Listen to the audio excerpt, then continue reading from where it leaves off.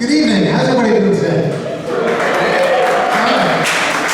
You guys are like a great crowd. You're going to have a fantastic time tonight. I'm sure about it. Welcome to Storytellers Evening featuring Ernie Seitz. Mr. Seitz is back there. Alright. Show tonight is called The Magic and Myth of the American Singing Cowboy, also featuring the Hex Highway Rangers. I want to thank the Berks History Center for sponsoring this tremendous event. By the way, that's right. There are also tickets remaining for Guitar Rumble that take place tomorrow at the Gobbleworks in downtown Reading. There are 2 shows for that event, one at 1 p.m. and one at 6 p.m. There's also a great show coming up on Sunday. Storytellers Session 2, the Celtic Roots music fusion of Irish and Appalachian mountain and country music. That is this Sunday at the Highlands of Wyomissing. Also, next Saturday, there's an event called the Got Talent Showcase. That takes place this year at the Miller Theater for the Performing Arts. And by the way, stick around after the shows for a special announcement. Somebody can go home with something special. I'm not going to tell you what. Stay for the whole show to find out. It's a surprise. Also, we've got some great CDs from Dave Fine and the Mountain Folk Band and Mr. Ernie Seitz outside available between the shows. You guys ready? Yeah. Hey, let's give it up for the Hex Highway Rangers. Thank you, man. Okay, so folks, thanks for being here. This is a storyteller session, so that means it's extremely informal. So if you want to hoot and holler and clap or sing along, you're certainly allowed to do that. Matter of fact, we're going to try our hardest to encourage you to do that at some point. So let's start with a rousing yeehaw! There you go. So the magic and myth of the American Singing Cowboy is an interesting thing. I'll talk about it a little bit, and then you're going to hear a real cowboy singer, Ernie Seitz, when he comes up later on. He's worked with Roy Rogers and Gene Autry during his career. He's done some amazing things. But we, being the Hex Highway Rangers, we'll introduce ourselves to you a little bit later, but what I want to do is take you back. This idea of the romantic singing cowboy back in the real heyday of the West. You know, somebody dressed really nice with a fancy embroidered shirt, a beautiful clean hat, and awesome boots like these stars and stripes forever, the boots I got on here and all that kind of stuff. And they smelled clean, and they looked handsome, and they sang songs with each other around a campfire. That's probably not something that happened a whole lot. But somehow or other this genre flourished, and my job is to kind of take you through how it flourished before we get to the real deal back there. So the American frontier, the West, the wild place where the Indians were. Okay, where would you say, if I asked you to throw out a state name, where would you say the American frontier was? Go ahead. Wyoming? Oklahoma? Colorado? Kentucky? So somebody said Pennsylvania. You're right. You're right. I heard people chuckle when somebody yelled out Pennsylvania, but one of the very first cowboy songs that was really popularized and is still popular today. You can hear people that's the historic clock, by the way. That will ring every 15 minutes just to make sure that we're alive. That's what that does. Very first song, and still played today by groups like Riders in the Sky and so forth. It's about a river that marked the boundary between the frontier West in the early 1800s and civilization to the east, and just the unknown to the west, the crazy unknown, the Indians and wild things and stuff. And that river that was the boundary was the Juniata River of western Pennsylvania. You gotta understand, a lot of people early in this country came through the port of Philadelphia, the port of New York, and so forth and so on. And the Appalachian Mountains, they were the big boundary. You know, they kind of stopped here and people settled in, and then some started exploring the Wild West, and they got out there to the Juniata, and it looked kind of scary after that. So for a long time, that was the Wild West. So there is a cowboy song that immortalizes that, and it immortalizes, as many songs do, the love between a cowboy, as it were, and a wild native Indian girl by the name of Alpharetta. So we'd like to start now with the first song of this particular show, The Magic and Myth of the American Singing Cowboy, with one of the classics, the Blue Juniata.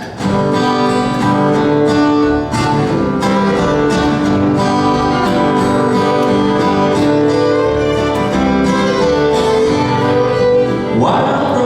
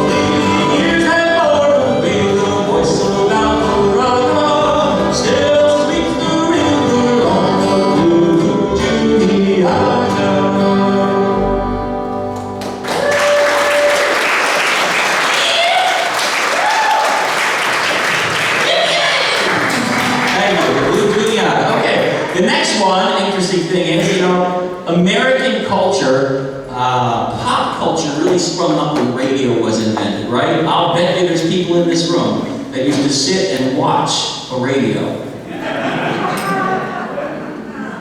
And I still love doing that. For me, being somebody who's been involved with broadcasting and producing radio shows now for almost 40 years, Mountain Folk show that I do 39 years in a row, I've been producing that. My favorite place in all the world is the theater of the mind. And that's what radio conjures up, and early television, borrowed from radio heavily, as you all know, black and white. And then there was this amazing thing that happened in the culture of the singing cowboy, and that was that, some of the guys came back from World War I, and they were influenced by some things, we'll get to that later on, that they saw over in Europe. And somewhere along the way, this concept of the singing cowboy was born, and it really hit its stride when we had radio. Even the radio station that I worked at for the last 30 years, WBU, was famous for having live cowboy radio shows all the time. Most of the shows were live music. In our current years, we've tried to have that be the same thing. We've tried to reproduce that as best we can, because I think that people enjoy that. But these cowboys would come on, and then somebody invented movies, and man, there was the first ever song that was sung in a movie, a motion picture, is the next song we're going to play. And the interesting thing about this song is, the first cowboy song, people went crazy over this. They saw the guy come out with a costume like this, and they just went nuts. They loved it. It absolutely represented everything. Freedom, independence, the spirit of, individuality, the rough and rugged cowboy. And the interesting thing about it is that the motion picture, I don't even remember the name of the motion picture, but it was a black and white movie that didn't have any sound. Now think about that. So powerful was the image of the singing cowboy that even though you couldn't hear him, hi folks, just go on in, we're all casual. Even though you couldn't hear him, you could see him, and that was good enough.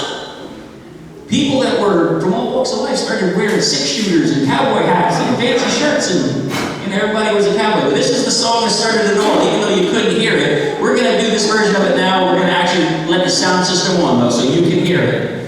It's a tale about when the work's all done this fall, and it's about a boy who went to seek his fame and fortune, and earned a lot of money out there with the cow folks and the cowboys and such, but he met up with a tragic accident, as often happens in folklore and stories and songs. So this one's called When the Work's All Done This Fall.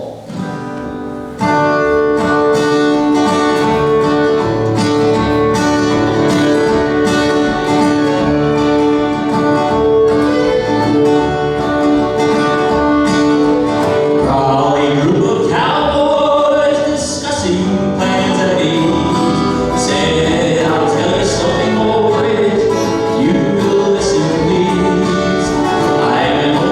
cowpuncher,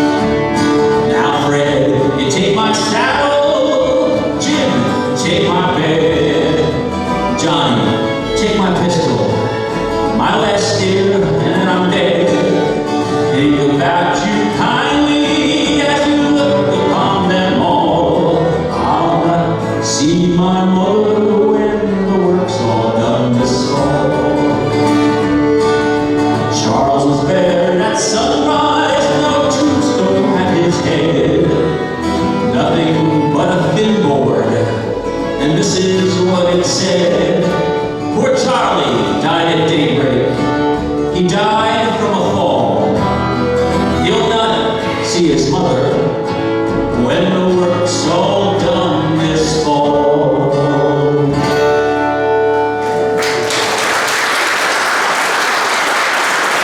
Thanks.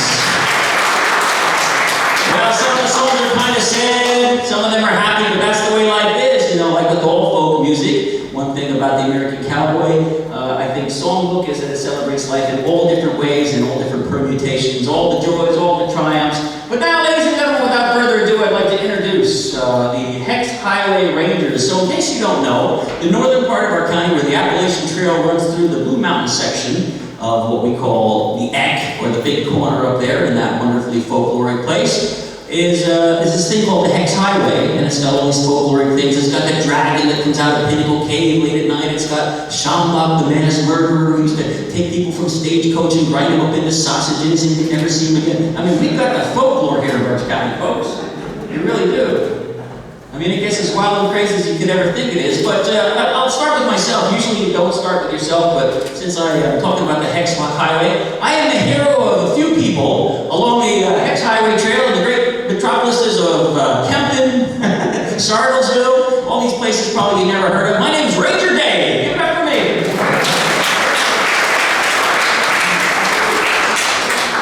And over here in the field is one of the most expert musicians you've ever seen anywhere. He is a teacher. He can play banjo. He can play guitar. He can play the fiddle, as you can obviously hear. It's always a joy and a pleasure to play with him. Everything from gypsy jazz to the cowboy music tonight. But this is the first time he's ever played in the Hex Highway Rangers, even though I know him for 35, 40 years, right? So we're going to call him Tenderfoot Ken. Thank you.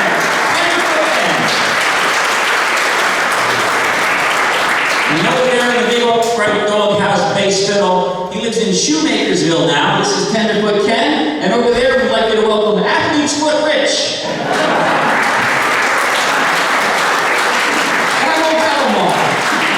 That's your streets.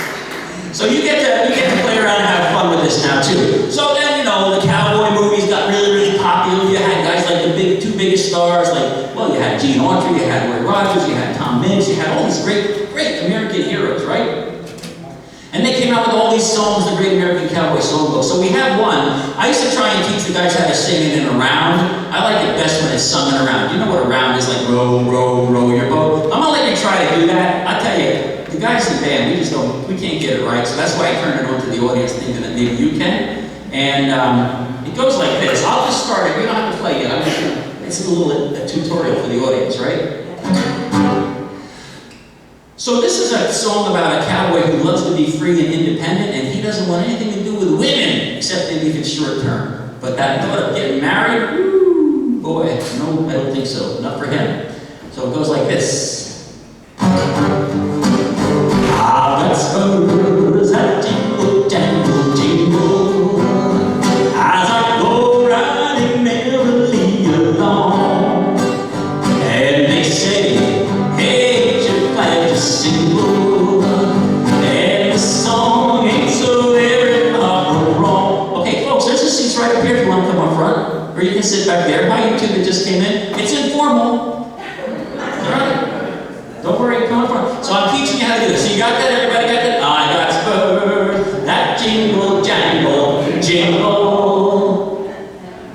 Now, let's try it as a round. I'll start. See where you come in. I got spurs that jingle, jangle, jingle. No, so you come in on, I think jingle, right? What do you think? I like how you involve me all of a sudden. I got spurs that jingle, jangle. I got spurs. Right, exactly. I got spurs that jingle. I got spurs. That's where it should be. After I say jingle, that's right. I got spurs that jingle, jingle, jingle. As I go riding merrily along. 2, 3, and they say, hey, ain't you glad to see? And that song ain't so very far from wrong. That's it. You got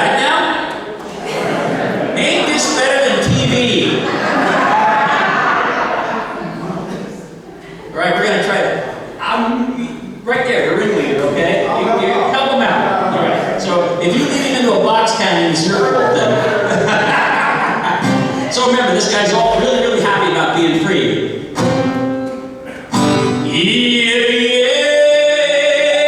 There'll be no wedding bells for today,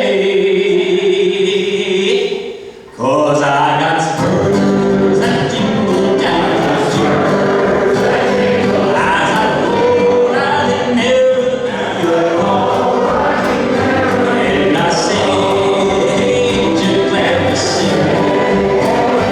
And that song ain't so very far from Living Bell, oh Living Bell. I have done some lots of fooling, but this is why I never tell. I got spurs that jingle down the church as I go riding never alone, and they say, ain't you glad to see me? And that song ain't so very far from Sally Jane, oh Sally Jane. Though I would love to stay forever, this is why I can't remain. 'Cause I got spurs that jingle down the church as I go riding merrily along. And they say, ain't you glad to see me? And that song ain't so very far from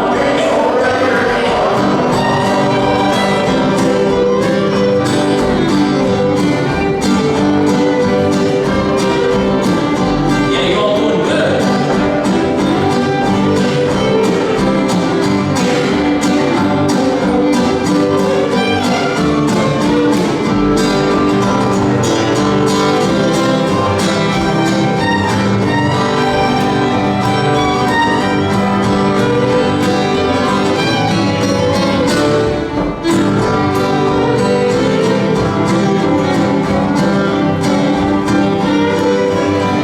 You ready? Here we go again. Gotta stand up now. This is your Roby's clip. Here we go. 2, 3. I got spurs that jingle down the church as I go riding merrily along.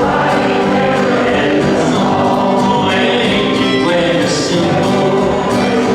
And that song ain't so very far from Mary Ann, oh Mary Ann.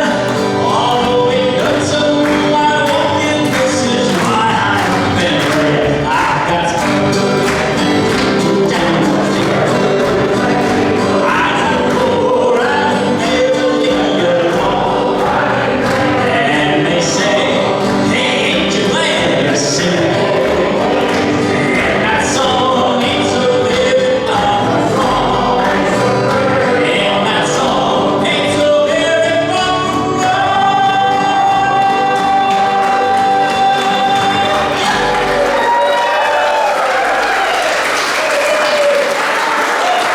That's great, you guys. Good job. Good and Bob. Now, in the 1930s, I was doing a show for some folks at a senior living facility. What's so funny? Well, no, okay, so perhaps my grammar wasn't right on that. I myself wasn't doing a show at a senior center in the 1930s. What I didn't say is, I was doing a show at a senior center, and they wanted music from the 1930s. That was it. Thank you very much. So I looked it up, and the number one song on the chart in the 1930s, because the internet allows you to do this stuff, was a cowboy song. And it was on the charts, man, it was on the charts forever. And it's a song about a guy, a cowboy, who unlike the guy just before him that was free and yay, this particular cowboy had hitched up with a woman. And the woman was a cowgirl, and she apparently was pretty good with a pistol. And so she kind of made him toe the line. So this was called Pistol Packin' Mama. So we remember that big hit, right? Pistol Packin' Mama. And if you want to sing along, it's lay that pistol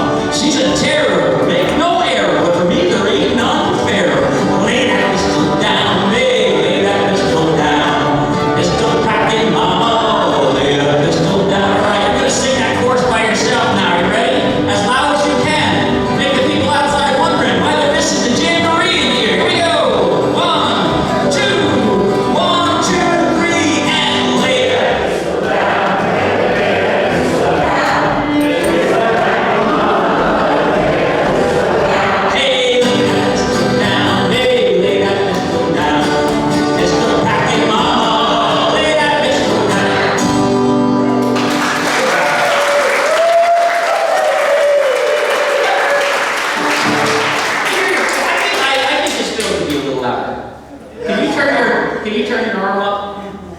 No, you can't. So you gotta play your fiddle. I'm gonna play. Turn your fiddle up a little louder. What do you think? No? Yes?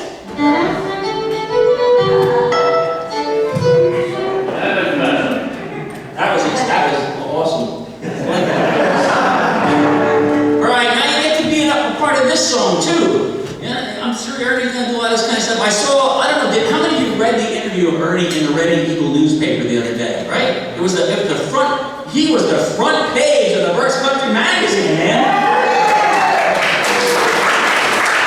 It's like the cover of Rolling Stone. Sort of. And he said in there about yippee-ki-yay and all that kind of stuff, you know, that's like, for some reason, that's identified with the Cowboys. Yippee-ki-yay! Yeah! That kind of stuff. We get a chance to do that now. You're gonna go some ki-yi-yippee-yay! Ki-yi-yippee-yay! Any way you want to do it. There's nothing that's wrong. You can't possibly do this wrong. And this is a boy and a cowboy, telling the story about the old Chisholm Trail. You ever hear the Chisholm Trail? So your part is come a ki-yi-yippee-yoo, a ki-yi-yippee-yay.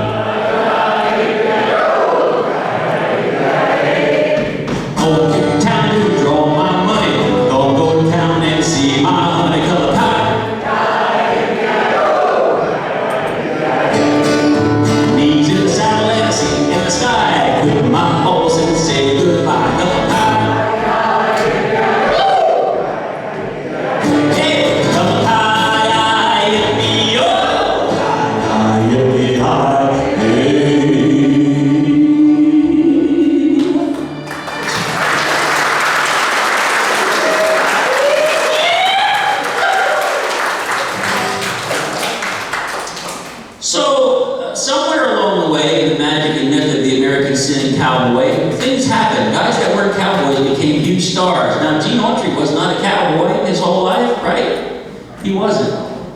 Roy Rogers was not a cowboy his whole life. You know what Roy Rogers was before he was a cowboy? Farmer, insurance, no. Shoe salesman. Yippee! Man, did he sell a lot of boots before his career was over. But I'll tell you what, he became a really good cowboy. I mean, I was a little kid, I was telling Ernie earlier, I was that little kid that had the Roy Rogers vest, the Roy Rogers chaps, the Roy Rogers boots, spurs, double six-shooters with cap guns, because back then it was still okay. People weren't worried about it. I never grew up and killed anybody. I actually shoot cap guns all the time, I had a great time. I had my cowboy hat, I had a star, and my dear grandfather and grandmother who had a feather bed, Pennsylvania Dutch, the Kleins, they let me go up there and jump up and down on that bed as long as I wanted because I pretended that was my horse. I'd watch those cowboys on Saturday morning, man, and I'd get all cranked up, and I went out, and I had a great time out in the open range on my grandmother and grandfather's feather bed, jumping up and down, spurs and all. So those guys really, they became, and Gene Autry especially, he really became like, he transcended, he was like the Taylor Swift of his time. And why do I say that? Because Taylor Swift, you know, she started in the country music genre. She lived right over here in Wyoming, you know. Took a suitcase of money, went down to Nashville, made friends fast as you can do when you got $1 million in a suitcase. And she sang country music, and as we watched her career, it's become less about country and more about pop music. I admire her a lot. She's a great, fantastic songwriter, great entertainer. Not that much different than Gene Autry, who started singing cowboy songs and blah, blah, blah. And then the next thing you know, he found the pop culture and he found that there was a lot of money in writing and singing songs like Rudolph the Red-Nosed Reindeer, and Here Comes Peter Cottontail Hoppin', like, you know what I mean? Like, yeah. So he, big industry today would call it, he diversified.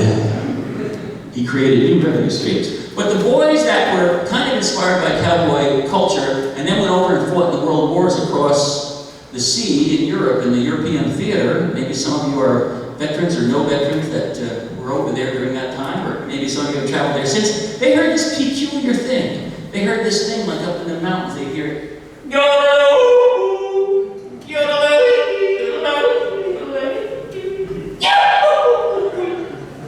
I'm like, man, what is that? This is the yodeling. So somehow or another, only in this country does yodeling come back, gets mixed up with cowboys who weren't really cowboys, but looked like cowboys, sounded like cowboys, and people loved them as cowboys. They just mashed those two trains right together, head-on collision, and you came out with yodeling cowboys. Now seriously, how many cowboys do you think really yodeled while they were driving those 1,000-heard Cadillac? You know, with the manure and this. I mean, really, seriously? Okay, I don't know. That's part of the myth. Maybe it's part of the magic. Maybe it's part of the reality. But I bet you're wondering right now, since I'm saying this to you, Dave, how was the yodel born? Are you wondering that? Well, then ask me.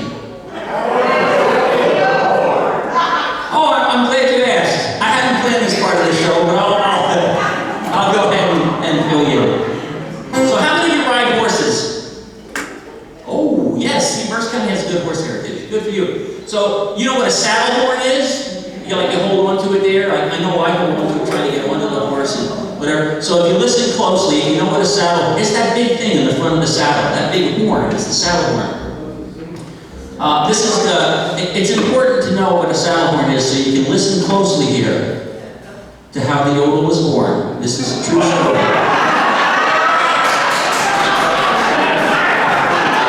I don't know, fellas, I think they're ahead of us a little bit. Here we go.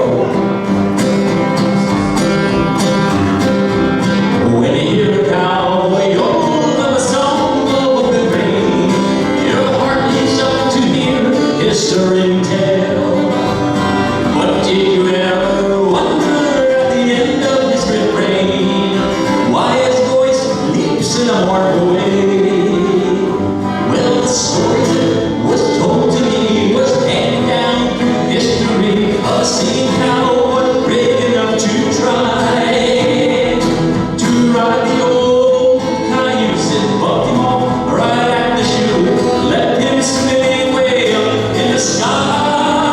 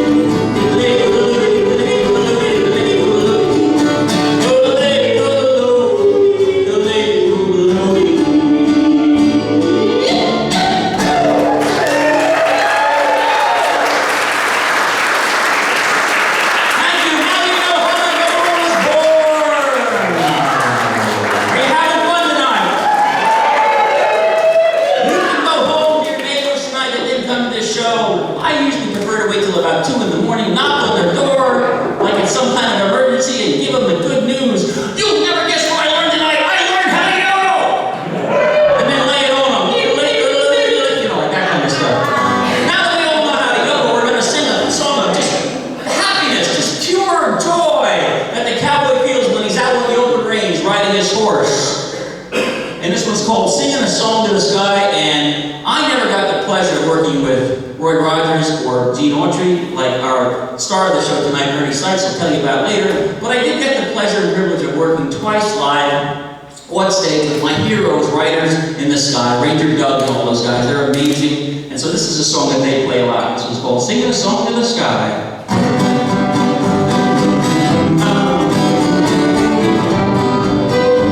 I'm singing a song to the sky, riding high. There no eye who could be clearer than I ride, singing my song to the sky. All that wide canyon I'm trailing, then I'm watching the dream pageant sailing. Who could be clearer?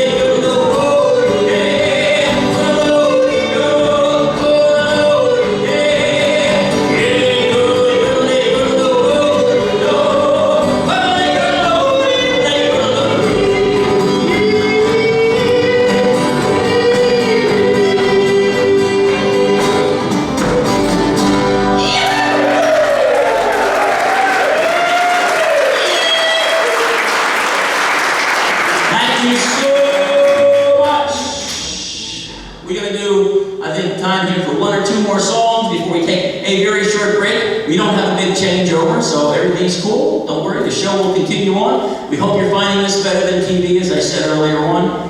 I personally love the interaction of storytelling. It's one of the oldest forms of entertainment there ever was. As a matter of fact, most culture, even though we live in a time with the internet and that kind of stuff, you might be surprised to know that most culture around the world is still passed on through what's called the oral tradition of storytelling. Whether it's indigenous tribes, or whether it's just people in cities, or whether it's people outdoors telling their family stories. Hey, do you remember when Grandpa used to grow the big heirloom tomatoes? Yes, it's great. It's storytelling. It's this wonderful place we're all at right now, where we've transported ourselves. And so, I love that you're here with us. Thank you. Give yourselves a round of applause, please.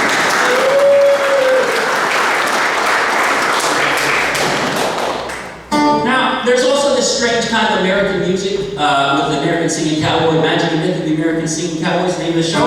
I once was invited to go over and perform at a concert in Meyerhofen, Austria. It's in the Zillertal Valley, means the Valley of Ziller. Ziller, yeah, not Ziller, Ziller. And I said, well, okay, great, what are we doing? Well, we're playing at the American Cowboy Festival. Auf Deutschland.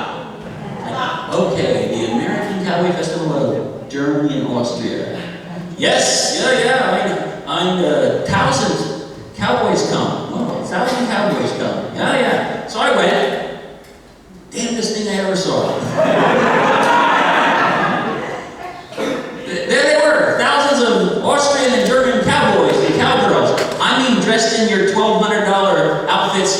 $3,000 type nudie suit jackets, if you know what I mean, with the Porter Wagner rhinestones, and just like, holy cow, these people spent a fortune on these outfits. With 6-shooters over there, see, things are a little different. With 6-shooters that were real guns, only they fire blanks, like real guns, you know, like Clint Eastwood gun. Boom, boom, boom, boom, shoot it up and a good time. So that, I was a little intimidated at first, till I realized that they was blanks and nobody was getting hurt and so forth. It was all in good fun, that and a lot of schnapps. Nothing like schnapps and firearms today. But I thought to myself, well, this is a little bit like the Old West, you know, risking firearms, yeah! So there's this genre of music that evolved along with the cowboy culture, and it's like the music of bums and hobos and tramps, because bums and hobos and tramps have a lot in common with the spirit of the American West. And what is that? The freedom and independence. That's the romantic side of being a bum.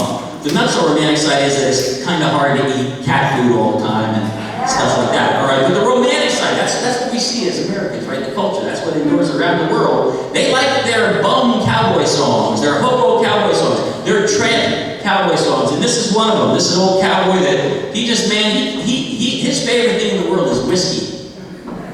And all right, so that's it. Hey, don't be judgmental. If you want to sing along with this, it's great. Just get your drunk on and go, whiskey, rah, whiskey, rah, whiskey, rah, rah, whiskey. You don't even have to sing the words. Right? That's what you got to do, all right?